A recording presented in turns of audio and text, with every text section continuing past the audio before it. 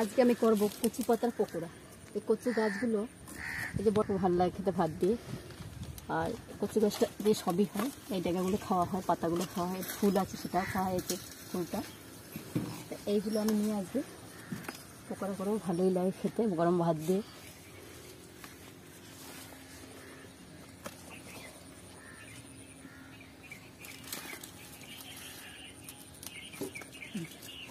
আর কত নিয়ে দাঁড়াও,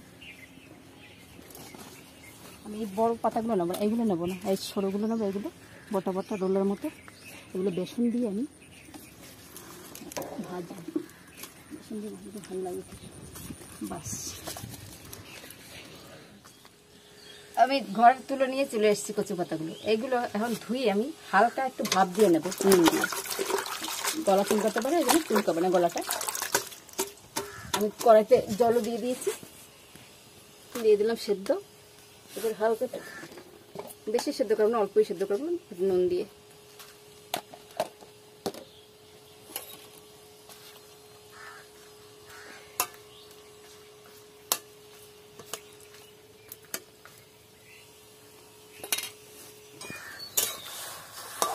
এই তো 2 মিনিট সেদ্ধ করবো, হয়ে যাবে। একটু ঢাকা দিয়ে দেখি আমি এটা সেদ্ধ হয়েছে কিনা। খুব তাড়াতাড়ি সেদ্ধ হয়ে যাবে, এটা হয়েও গেছে। এবার আমি নামিয়ে দেবো।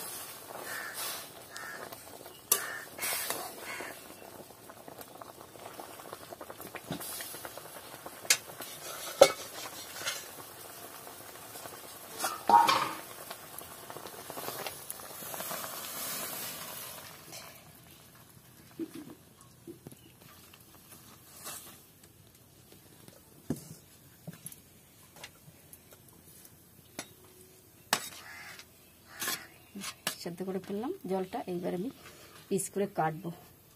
আর সেদ্ধ করে হালকা সেদ্ধ করে নিয়েছি। এবার আমি বেসনটাকে একটু কাঁচা লঙ্কা দেবো, কুচিয়ে কুচিয়ে একটু কাঁচা লঙ্কা দিই, নুন দেবো, হলুদ দেবো।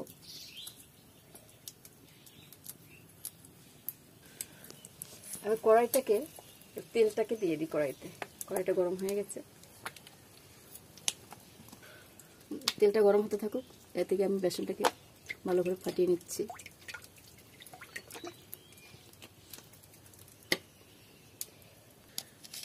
একবার আমি নুন দিয়েছি হালকা, মানে কচু সেদ্ধ করার সময় কচু পাতা।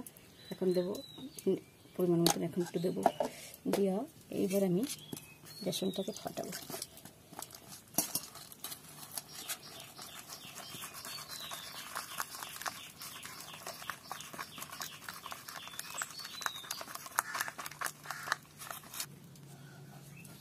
অল্প করে আমি হলুদটাও দেবো, একটু বেশ কালারটা আসবে, কালার হবে হওয়ার জন্য।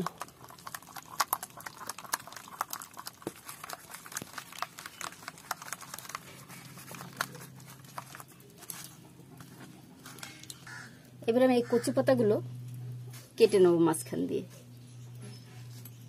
এমনি করে কেটে নেব।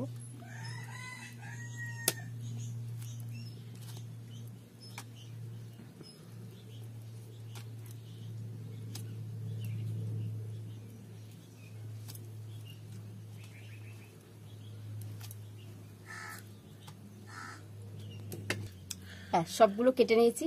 এবার আমি একটা একটা করে ভাজবো।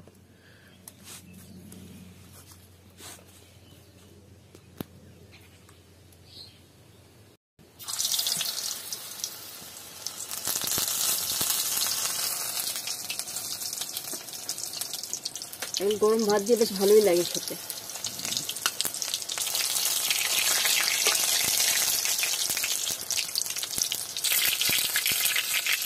এই দুটো হয়ে গেছে ভাজা, এবার আমি তুলে দিচ্ছি। এইভাবে আমি সবগুলোই করে নেবো, এরকম ভাজা করে নেবো।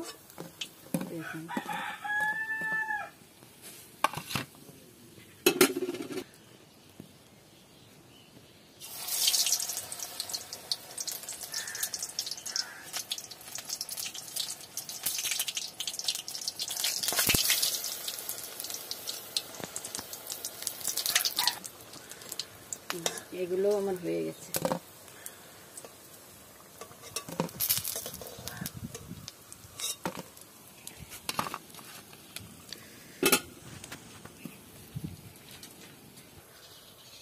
এই দেখুন সবগুলো হয়ে গেছে। কেমনি দেখতে হয়েছে বলুন তো একবার। গলদা চিংড়ি, মনে হচ্ছে গলদা চিংড়ি আমি বেঁচে রেখেছি। কচু পাতার পকোড়া আমার হয়ে গেল রেডি, একদম গরম ভাতের জন্য। আপনারা একবার খেয়ে দেখবেন, খুবই ভালো লাগে খেতে। যদি ভালো লাগে একবার, ভালো লাগলে একবার বলবেন।